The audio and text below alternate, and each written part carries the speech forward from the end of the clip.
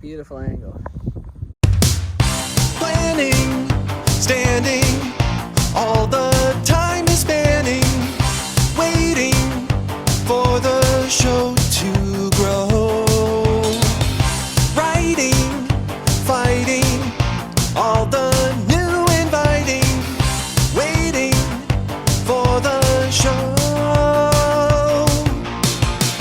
Soon we'll see all the hard work's come to the peak. Have a seat. Now let's meet.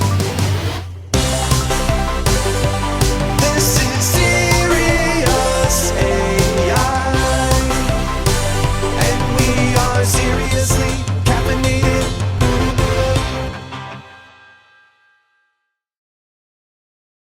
Hey, look out for that moving van coming down the road. You better lock up your man before he meets the new girl in town who just came on the scene. The new girl in town. Doing it first. So I screamed, but it's great to have you back for another episode of Seriously Caffeinated, live from Austin, Texas, the nation's capital, if you accept that Texas is an independent nation. My name is Sean, and the guy below me is... My name is John, and I don't think I'm below you, but I'll believe you are on my screen. It's all up to perspective. I got our mystery guest to the left, and I've got you to the bottom, and that's how it's going to get filmed. So that's the way it's going. Yeah. All right. Well, the way that it's filmed is the perspective of our audience too. So I don't know anything. Nice. So what's going on? What's new in the world of Sirius right now? Sure. So Sirius it's coming along. It's we're working on our next little segment. So essentially we took our old half an hour episode that we wrote like in the very beginning, and now we're starting to work on it piece by piece. So yeah, we just finished our animatic for that, and I know Max is starting the rigging process of our new character, Victor Loveman. And yeah, so it's fun because it's like we have done it before and we know exactly what steps we need to take now. So it's less trial and error now, and it's more of like, oh, we just know exactly how to get what we need done and at the level of that we want it. Yeah, so that's where Sirius is. Awesome. Yeah, it's nice to have knowledge, but knowledge alone is not power. Knowledge is the potential for power. Action is power. And the Seriously Caffeinated and Sirius AI team acts on its knowledge. I'm very proud of everybody who is on our team, which leads us into our special guest for today, a valued member of the team. She is, I believe, in the long line of team members, our final team member to be on the podcast, and we're so glad to have her here. And she is in the left-hand corner of the screen. It's Anna. What? Anna. What? Yeah. Does your screen, Sean, show her name before she turns on her camera? Yep. But it said Nice. Adrianna. And so when we said it's Anna, they're going to lose their minds. Nice. Welcome, Anna. How are you doing this afternoon? Doing all right. It's hot outside. It is, and you're not even down in like the southern states too. Yeah. But also New Hampshire I'm sorry, I should also say that. Are you from New Hampshire? Do you live in New Hampshire? Yes, I do. Nice. Yeah, New Hampshire is much more muggy and humid compared to like dry places. So can feel even worse in a place it's like the leaves. that. The leaves suck up all of the dryness for themselves and leave us with the rest of the humidity. Leaves are very selfish creatures. Yeah. So Adrianna, I know this is kind of I mean, it's not really off context, but for our audience, like I want to share this with them, is that so Sirius is done under the umbrella of Communication by Captivation, which is a theater group that I started probably like 7 years ago. And we did a production of Frank's Life, which is, if you haven't seen it before, or if you don't know what that is, it's kind of like the play equivalent of the Truman Show. Like it came before the Truman Show with Jim Carrey, where he finds out that like his whole life is like a TV show. Anyway, so Anna was actually one of the founding members of Communication by Captivation, having played the role of, the character's name wasn't Shelley. It was, I know which Stace. character you were. I don't remember her name though. Stace. Stace, excellent. Yeah. So Anna's been around for a long time, and Anna has been just she always likes getting involved with the projects that we're doing. She likes to hang out with the team. So Anna, why don't you tell us a little bit about what you do with Sirius? I mean, you've been hanging around since the beginning of Sirius as well. Yeah. So, I mean, I do a lot of the graphic design stuff. So, posting on social media, I make the post for that. I've helped do things with the Sirius Bible, and just also with merchandise stuff that we've got going on, which new one will be putting up soon. I mean, kind of just here and there, whatever you need graphic-wise. Nice, excellent, and all the graphics look awesome. I mean, you definitely you have a really great turnaround time, and I'm actually doing an internship right now where I had to do some graphics, and I'm not good at graphics at all. Even with Canva and things like that, I don't have a good sense for it visually. So it's really great that you are someone who can, you can read what we're saying, and you get what we're trying to convey with the graphics. I, for one, have never been disappointed. Anna, when she gets her act together and gets her art together, it's like bing, bang, boom. And I'm like, wow, how does anyone do that? I don't know how to do that. How do people learn to do that? I don't know how they learn to do that. And yet it happens. So it's great having you on the team, and you're creating some awesome art. What would you say in the grand? I know there's a lot to choose from, but what are some of the favorite graphics that you have driven and spearheaded with the Sirius project? Ooh. Well, it's weird because all of them I kind of consider like my babies in a way. But I think my favorite ones are the ones that I've done for like the merch, I guess.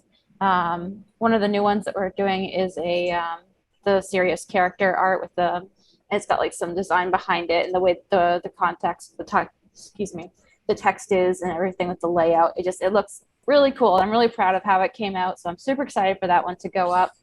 I think anything with the characters is really my favorite pieces that I've done. Yeah, and is there a character that you feel like maybe with the show that you identify with the most, even in the extended universe, which maybe we'll even do a secret reveal of the extended universe in this episode. If not, there will be a big like censored graphic that comes up. So we'll see. Speak to anything you want. I mean, honestly, I feel like I relate to Sirius more than anything, really, with just like the passion for art and the love of the world and everything. Just trying to keep that optimistic and lightheartedness.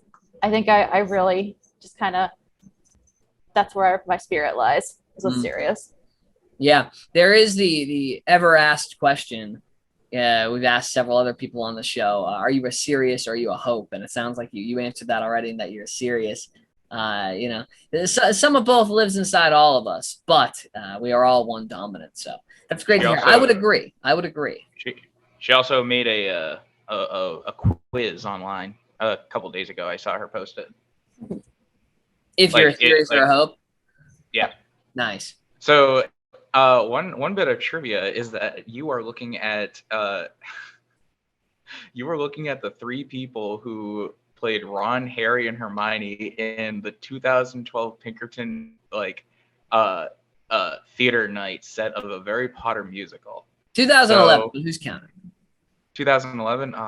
So yeah, we did that in high school, and I think that we need to see if we can still remember our parts. This year we'll take everybody by storm, stay up all night, sneak out of our dorms.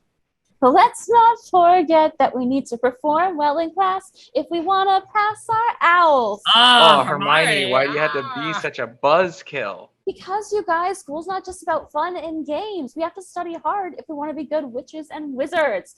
Ugh. Yeah. Heck yeah. Right. Good stuff. We did it. Yeah, so no one can say we got any worse. No one can say we got any You're better. the one that directed that, right? Yeah, Yeah, you so I directed that. co-directed that one. Who was the other director? Evan Frank. Oh, who is also a Sirius patron. He also played Cedric Diggory in Mhm. that Yeah, he did. in that rendition. Killer job. Yeah.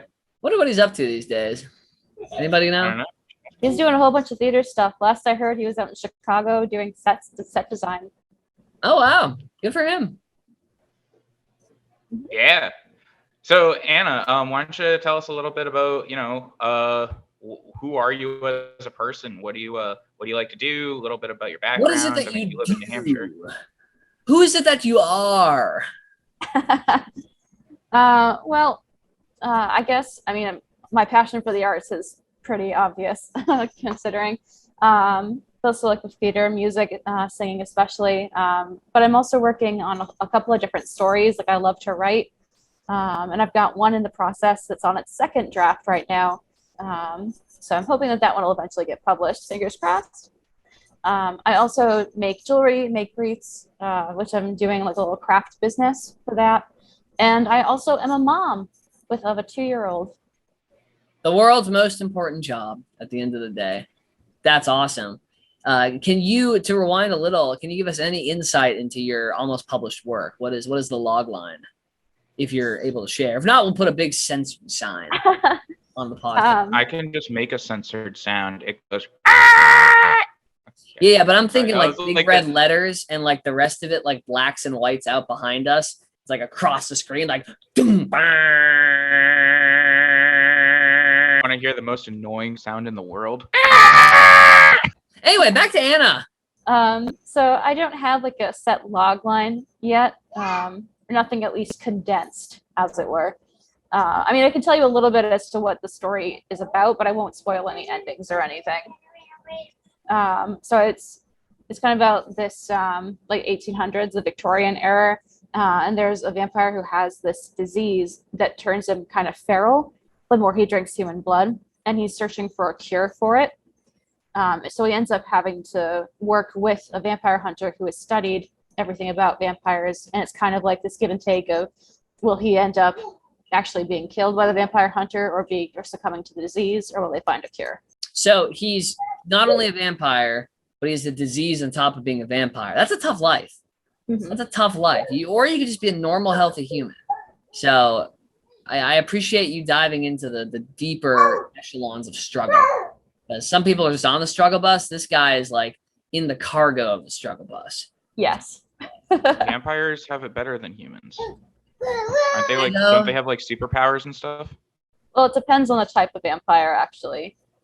You're also a vampire. Like, how do you have a normal, relationship with a hinge date if you're also thirsting for blood? Yeah. Sounds No like one a wants typical some beef. Saturday night.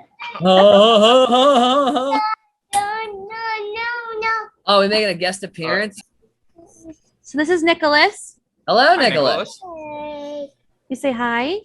Hi, Nicholas. Hi there. Nicholas, do you like Sirius? Do you like Sirius? Yeah. He loved watching the mini-sode. He just would not take his eyes off of it. He loved it.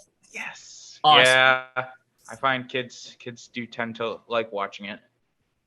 I would hope. You would hope. Right.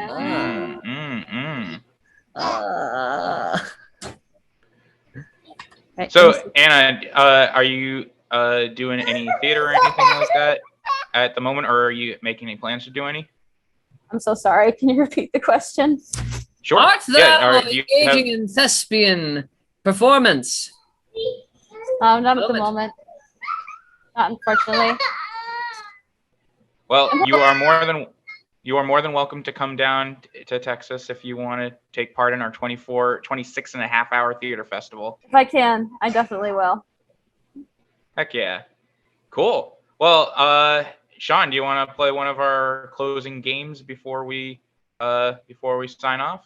Absolutely. I like a little game called rapid fire questioning, in which you must answer questions in rapid fire motion as they come in.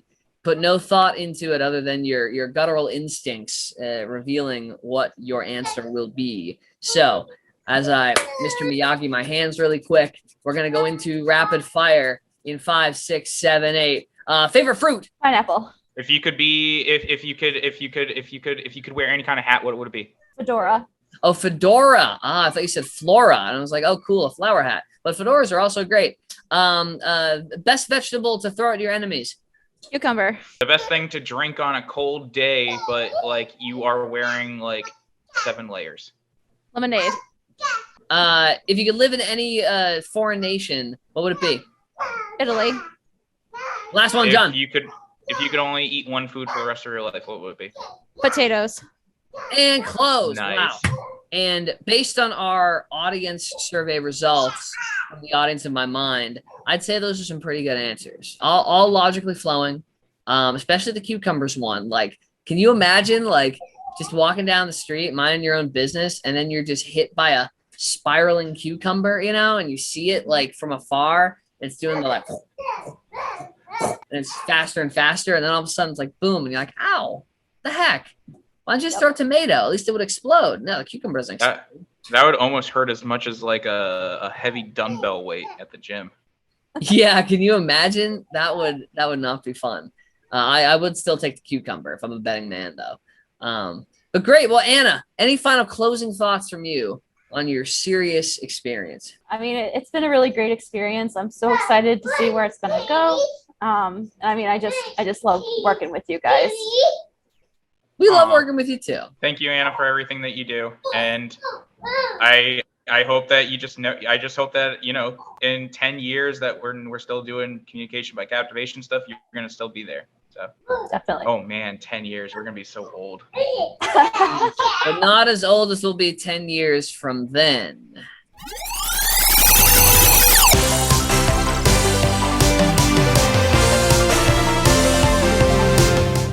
Long, long ago, there lived these joyous, creative creatures called humans, or people. Little bundles of biomatter that inhabited the Earth. Earth, the third planet from the sun.